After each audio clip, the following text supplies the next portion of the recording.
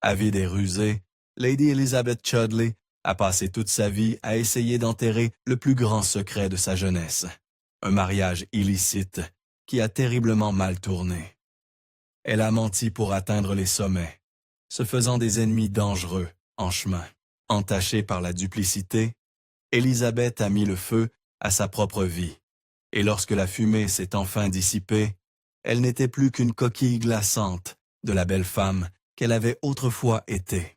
Il y a une raison pour laquelle l'histoire veut que nous oubliions le scandaleux récit de Lady Elizabeth Chudley.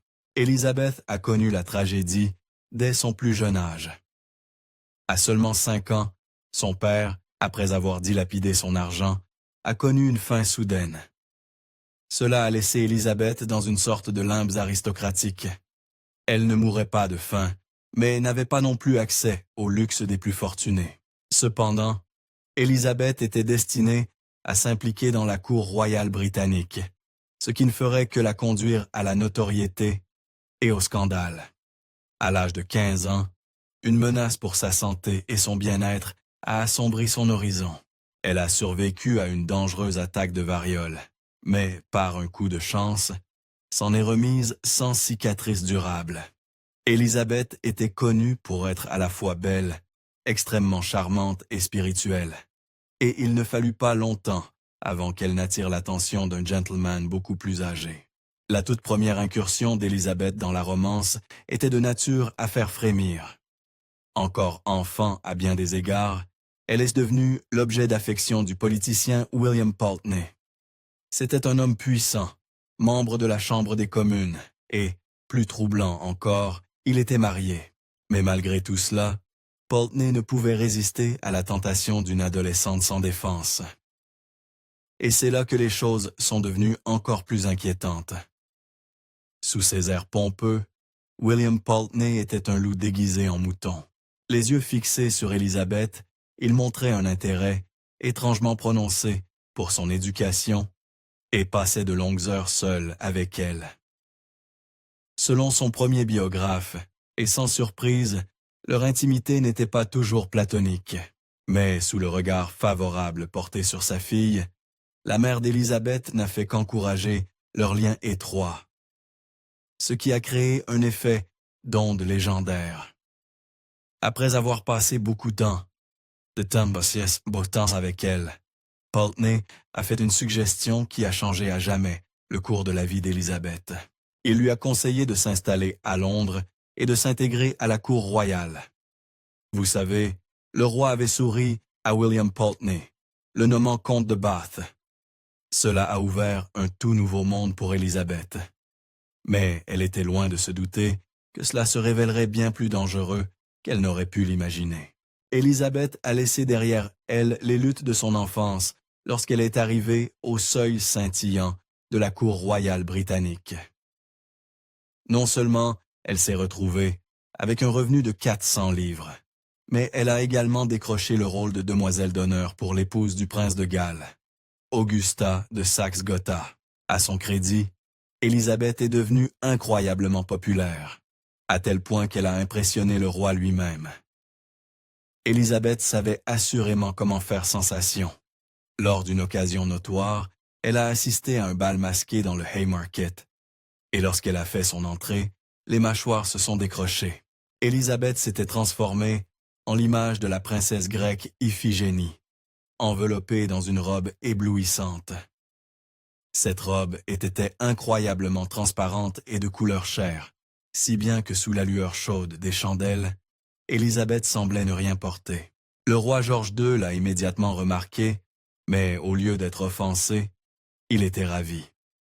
En fait, il était si captivé par Elizabeth qu'il a publiquement exprimé son approbation pour la dame de l'épouse de son fils, et a même ordonné un autre bal masqué en son honneur. Avec tous les regards de la salle braqués sur elle, Elizabeth ne pouvait qu'espérer faire un mariage prospère.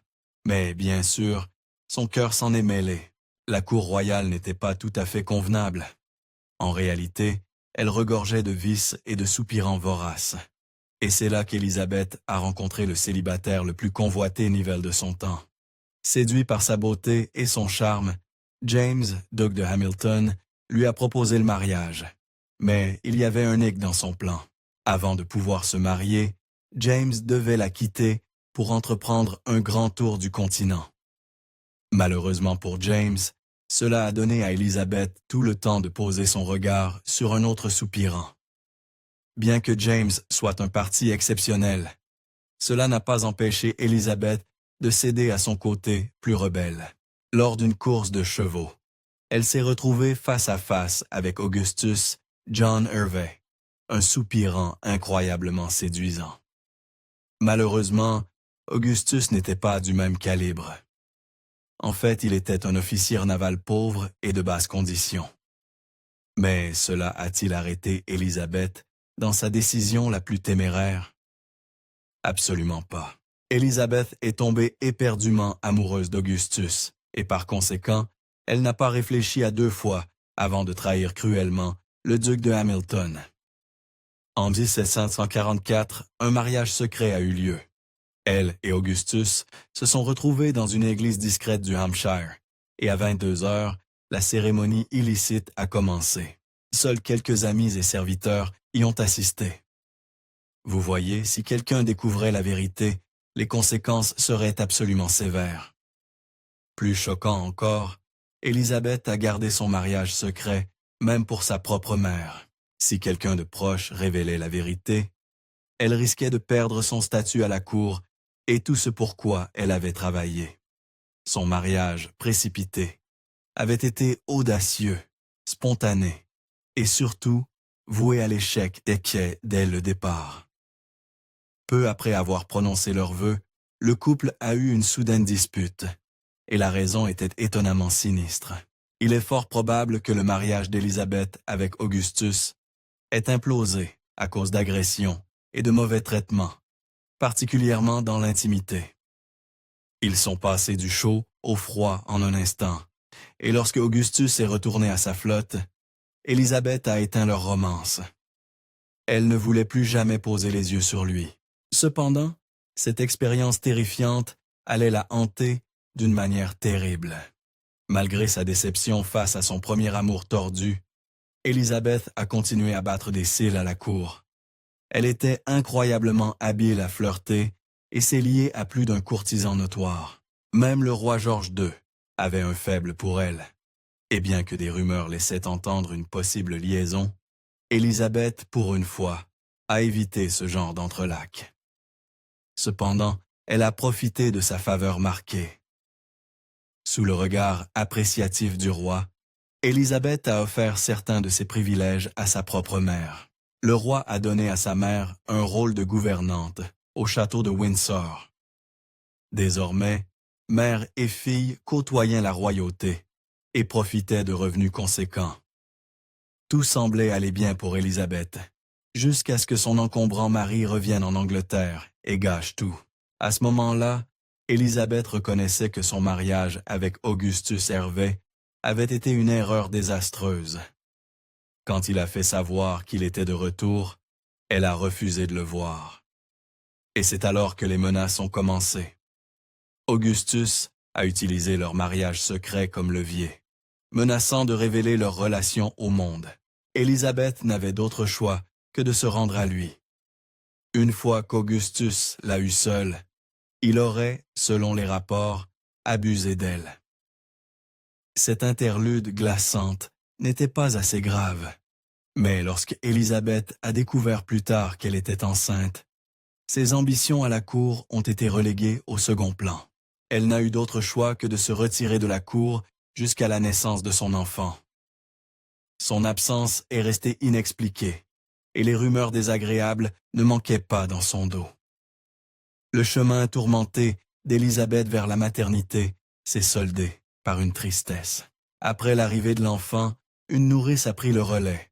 Et, en fin de compte, le bébé n'a pas survécu longtemps. Lorsqu'elle est revenue à la cour, Élisabeth a essayé de laisser tout cet épisode derrière elle. Mais c'était beaucoup plus facile à dire qu'à faire. Elle a combattu les rumeurs avec une exagération totale pour les rendre moins crédibles. Désespérée d'effacer les rumeurs de grossesse, Élisabeth a un jour suggéré à Lord Chesterfield Le monde dit que j'ai eu des jumeaux. » Cette réponse était brutale et ô combien révélatrice. Il a répondu, « Eh bien, je ferai en sorte de ne croire qu'une moitié de ce que dit le monde. » Malgré ce revers dérangeant, Élisabeth est revenue à la cour la tête haute. Mais le drame la suivait partout où elle allait, et elle était sur le point de tout bouleverser, comme jamais auparavant. Élisabeth avait certainement appris de ses erreurs passées. Quand il s'est agi de sa prochaine conquête amoureuse, elle n'a pas visé bas. Le duc de Kingston, Evelyn Pierrepont, était exactement le genre d'homme capable de changer sa vie. Tout d'abord, il venait d'une famille riche. Il possédait de vastes domaines, sans parler d'un revenu délicieux de 17 000 livres par an. Mais il y avait une seule chose qui se dressait sur son chemin. Pour s'attirer les faveurs du duc de Kingston, Élisabeth a dû briser quelques cœurs en chemin. Vous voyez, le duc avait déjà une concubine. Mais une fois qu'il a rencontré Élisabeth, les autres femmes n'avaient aucune chance. À la grande joie d'Élisabeth, il a impitoyablement abandonné sa maîtresse française pour elle. Oh, mais cette amante délaissée n'a pas bien pris le fait d'être remplacée, et elle a cherché à se venger d'Élisabeth d'une manière vicieuse. L'ex-maîtresse du duc s'est enfuie à Paris, où elle a écrit un livre hostile sur Élisabeth. Pendant ce temps, Élisabeth avait gagné. Elle était sortie victorieuse et profitait sans vergogne de l'attention constante de son nouvel amant. À 30 ans, elle ne voulait rien de plus que de garder son homme sous contrôle. Et bien qu'elle n'ait pas complètement abandonné ses flirts, elle adorait surtout se prélasser dans la gloire de la richesse de son duc. Elle ne savait pas encore que sa cupidité deviendrait un jour son talon d'Achille. Pour Élisabeth, se glisser dans les draps du duc de Kingston a porté ses fruits de manière spectaculaire. Avec une main dans son portefeuille et l'autre tenant son cœur, elle dépensait son argent comme de l'eau. Elle remplissait ses domaines ainsi que les maisons qu'il lui avait offertes de bibelots brillants et d'ornements coûteux. Le duc la maintenait à la pointe de la mode et lui fournissait tous les luxes qu'elle désirait. Sa vie était un rêve à ce stade. Et surtout, cela la protégeait des langues capricieuses de ses pairs, ceux qui autrement l'auraient déchirée. À ce moment-là, la réputation d'Élisabeth avait subi pas mal de dommages. Mais même ainsi, elle restait être une force magnétique au sein de la société. Qui pouvait résister à ces fêtes somptueuses, tout droit sorties d'un conte de fées? Il y avait des feux d'artifice, des montagnes de fraises, des tapis et un divertissement sans fin. Avec tout cela, la haute société était plus qu'heureuse de fermer les yeux sur les rumeurs sombres qui jetaient une ombre sur son caractère. Mais cela ne durerait pas éternellement. Élisabeth avait décroché l'homme le plus séduisant d'Angleterre et profitait de ses dépouilles sans fin. Mais tout cela était sur le point de prendre un tour très compliqué. En 1764, le duc est allé dans son dos et a eu une brève liaison avec une modiste. La trahison a poussé Élisabeth à prendre ses distances avec leur liaison en cours, et vous pouvez parier qu'elle a utilisé sa liberté pour s'amuser. Bien qu'Élisabeth appréciait sa vie confortable avec le duc, elle n'a pas accepté sa tromperie sans réagir. Pendant leur séparation, elle a voyagé en Europe, où elle a honoré la cour du roi Frédéric II de Prusse. Là, elle a laissé libre cours à sa nature de fêtarde. Lors d'une des danses, elle a bu beaucoup trop et s'est retrouvée complètement ivre. Mais, nuit folle mise à part, elle aspirait toujours au duc. Ainsi, lorsqu'il lui a demandé de revenir à lui, elle n'a pas hésité. Mais juste au moment où sa vie amoureuse semblait se redresser, son passé est revenu l'assaillir par derrière. Élisabeth ne pouvait tout simplement pas échapper à la tâche de son premier mariage. Son mari Augustus a refait surface, et cette fois avec des menaces à l'appui. Il voulait la poursuivre en divorce pour pouvoir épouser une autre femme. Bien sûr, Élisabeth ne voulait rien d'autre que de divorcer de lui, mais elle devait se soucier de sa réputation. Un scandale comme celui-ci pourrait détruire ses espoirs d'épouser son très riche duc. Elle n'a eu d'autre choix que de négocier avec son mari, l'homme qu'elle méprisait le plus. En réponse à la menace odieuse d'Augustus, Élisabeth a riposté avec un avertissement glaçant. Vous voyez, si Augustus révélait leur mariage, elle devrait assumer la responsabilité de ses dettes colossales de 16 000 livres, un fardeau qu'Augustus n'avait aucune envie de porter. Ils ont donc mis leurs têtes ensemble et ont élaboré un plan sournois. Pour sortir tous les deux de ce pétrin, elle le poursuivrait en justice. À bien des égards, Élisabeth et Augustus ont conçu le plan parfait. Elle l'a poursuivi pour jactitation de mariage. Et qu'est-ce que la jactitation, vous demandez-vous? Eh bien, c'est lorsqu'on prétend être marié, alors qu'on ne l'est pas. Pendant le procès, Augustus a délibérément rendu sa défense aussi faible que possible. Simple, rusé et absolument brillant. En 1768, le tribunal a donné raison à Élisabeth et a déclaré que le couple n'avait jamais été marié. Problème résolu, non? Eh bien, si vous pensiez que c'était fini, vous vous tromperiez. Cette victoire semblait belle et tout, mais il y a une ironie dans cette histoire. Vous voyez, des années auparavant, en 1759, la cupidité d'Élisabeth l'a poussée à prendre la décision la plus insensée imaginable. Elle avait entendu dire que le frère aîné d'Augustus, le comte de Bristol, était à l'article de la mort. S'il décédait, Augustus hériterait du titre et de la fortune, faisant d'Élisabeth une comtesse. Eh bien, c'était un prix qu'elle ne pouvait tout simplement pas résister, et elle voulait une preuve que le mariage avait eu lieu. Poussée par la promesse de la fortune, Élisabeth a rassemblé les témoins survivants de son mariage et leur a demandé de signer un serment, attestant de la légitimité de son mariage avec Augustus. Mais la plaisanterie était sur elle.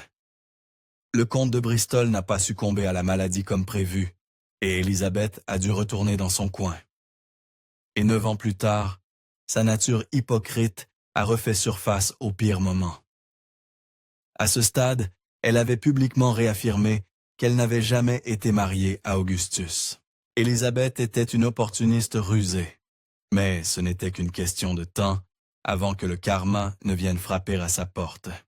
Désormais libérée des chaînes de son premier mariage, Élisabeth pouvait librement épouser le duc de Kingston. En 1770, elle a enfin capturé son « Ils vécurent heureux », mais un courant sombre coulait sous leur façade de félicité. Les lettres de la société de l'époque révélaient des vérités troublantes sur ce mariage. En fait, certains rapports prétendaient qu'Élisabeth était une épouse autoritaire envers son mari. Dans la société, Élisabeth était la patronne de sa maison et de son mari. Un récit affirmait même qu'elle exigeait que le duc lui demande la permission s'il voulait sortir, prendre l'air. Cependant, en fin de compte, leur temps ensemble fut tragiquement court. Seulement 3 ans après leur mariage, le duc de Kingston est décédé. Cela signifiait qu'Élisabeth, désormais duchesse, hériterait de toute la fortune de son mari. C'était une pilule difficile à avaler pour le neveu du duc, qui ne verrait pas un sou tant qu'Élisabeth elle-même ne serait pas décédée. Tout ce dont il avait besoin était une raison pour attaquer la duchesse pour bigamie. Et heureusement pour lui, l'opportunité s'est présentée de manière choquante. Cette fois, Élisabeth n'échapperait pas indemne à ses mensonges. Ce dénouement sordide a commencé avec une pièce de théâtre. L'un des serviteurs d'Élisabeth avait été en contact avec l'écrivain Samuel Foote, et il n'a pas hésité à utiliser l'histoire fascinante de la vie de la duchesse comme base pour sa pièce, Un voyage à Calais. Il est juste de dire qu'il ne l'a pas peinte sous le jour le plus flatteur. Quand Élisabeth l'a découvert, sa réaction fut rien moins que diabolique. Élisabeth n'a certainement pas apprécié d'être représentée comme Lady Kitty Crocodile, et c'était exactement ce que Samuel Foote espérait. Vous voyez, il avait l'intuition qu'Élisabeth serait prête à payer une somme exorbitante pour étouffer complètement la pièce. Sans surprise, elle l'a convoqué, et il a répondu à son appel. Et lorsqu'elle lui a demandé de lire certains passages de la pièce, Il a observé son expression se transformer en une horreur pure. Élisabeth savait qu'elle avait un problème entre les mains. Bouillonnante de rage, elle a demandé à Foote combien il en coûterait pour supprimer le script incriminant. Samuel Foote n'était pas un imbécile. Il avait son prix en tête. Une somme stupéfiante de 2000 livres pouvait acheter son silence, rien de moins. Élisabeth fut scandalisée par le montant et proposa de ne payer que 600 livres, mais Foote ne céda pas. Son avarice serait sa chute. Elizabeth Chudley a fait ce qu'elle faisait de mieux et est passée à l'attaque. Mais cela s'est retourné contre elle de manière terrible. Elle s'est précipitée vers un membre du parti Whig, lançant des accusations de chantage. Pendant ce temps, Foote avait aussi des amis haut placés. Il a porté l'histoire de la bigamie d'Elizabeth à Lord Hertford et a insisté sur le fait qu'il y avait des preuves de sa tromperie. Mais ce n'était pas le pire. Pour aggraver les choses pour Elizabeth, le neveu déshérité du duc, Evelyn Meadows, a également soutenu les accusations de bigamie contre la duchesse. Elle n'avait aucun allié.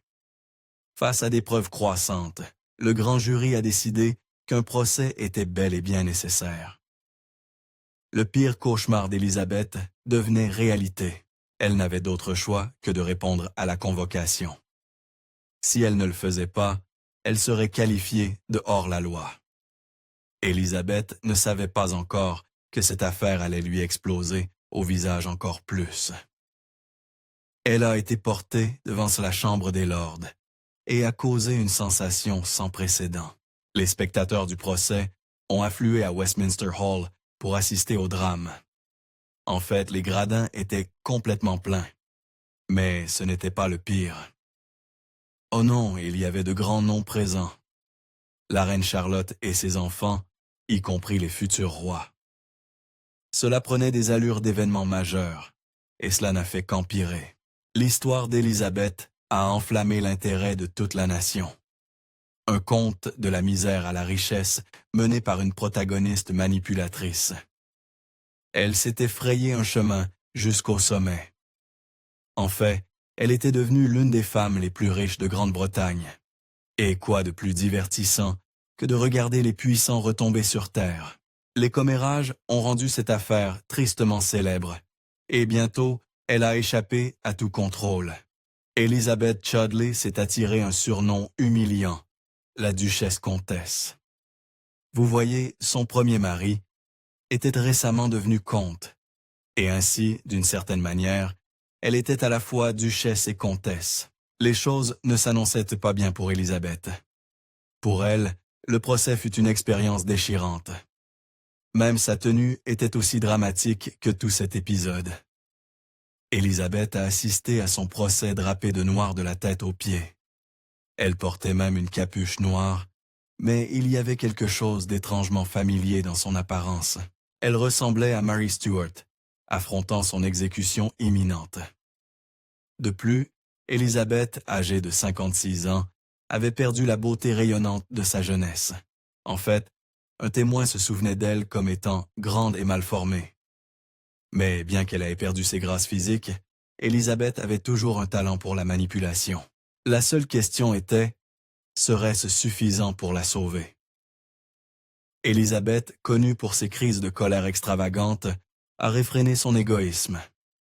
Elle a fait de son mieux pour apparaître aussi agréable que possible. Elle a passé beaucoup de temps à témoigner en sa propre défense, mais cela n'a tout simplement pas suffi. Elle avait gravement sous-estimé le pouvoir de ses serviteurs. L'un d'eux en particulier détenait la clé de sa ruine. Tout le procès a mal tourné pour Elizabeth lorsque son ancienne servante, Anne Craddock, a présenté une preuve glaçante. En clair, elle a jeté la duchesse sous les roues, ne lui épargnant pas une once de pitié. Quand le verdict de culpabilité a retenti dans l'air, Elizabeth se serait effondrée sans vie sur le sol. Elle a été reconnue coupable de bigamie. Mais pour Elizabeth, le combat était encore loin d'être terminé. Si Elizabeth voulait s'échapper avec sa fortune, elle devait agir rapidement. Elle savait que le neveu déshérité de son mari, Evelyn Meadows, voudrait la poursuivre pour faire annuler le testament. Il était également susceptible de l'empêcher de quitter le pays. Eh bien, Élisabeth avait un dernier tour dans son sac. Elle a décidé de le duper, et c'était infuriant de génie. La voiture d'Élisabeth était très reconnaissable. Alors, elle a demandé à son cocher de la promener partout en ville. Pendant ce temps, sa maison serait animée par une fête bruyante. Pour tout étranger, y compris Meadows, il semblerait qu'elle ait été très occupée à recevoir. Cela lui donnerait amplement le temps de s'échapper. Elle a liquidé autant d'actifs qu'elle le pouvait, puis a fui le pays entièrement, atterrissant en France avec l'infamie dans son sillage. Élisabeth avait réussi à glisser entre les doigts non seulement de Meadows, mais aussi de son mari Augustus. Il avait voulu divorcer de sa femme indomptable une fois pour toutes, mais à cause de leurs transgressions passées, on lui a conseillé de ne pas poursuivre. Quant à Élisabeth, eh bien, la vie n'a plus jamais été la même. Cependant, elle a quand même réussi à se frayer un chemin dans les faveurs de nouvelles sociétés huppées. Malgré le procès, Élisabeth a réussi à surmonter sa réputation ternie. Et pendant les 12 années suivantes, elle a profité de sa vie et voyagé à travers l'Europe. Elle est même entrée dans les bonnes grâces de la famille royale russe et même du pape lui-même. Bien qu'elle soit devenue plus avare avec l'âge, elle était en excellente santé. En fait, Élisabeth ne manquait de rien. Elle était toujours une femme riche et possédait plusieurs domaines. La veille de son décès, Elizabeth Chudley ne semblait pas du tout malade. Et puis, en un seul instant, tout était fini. Comme l'a écrit l'historien Louis Melville, selon un récit, la cause immédiate de la mort fut la rupture d'un vaisseau sanguin à la suite d'une violente explosion de rage en apprenant qu'un procès à Paris s'était retourné contre elle. Merci d'avoir regardé. Histoire exposée. Si vous aimez découvrir les meilleures histoires de l'histoire, aimez et abonnez-vous pour continuer à explorer avec nous. N'oubliez pas de visiter notre page principale, Factornet, pour plus de faits incroyables sur tout.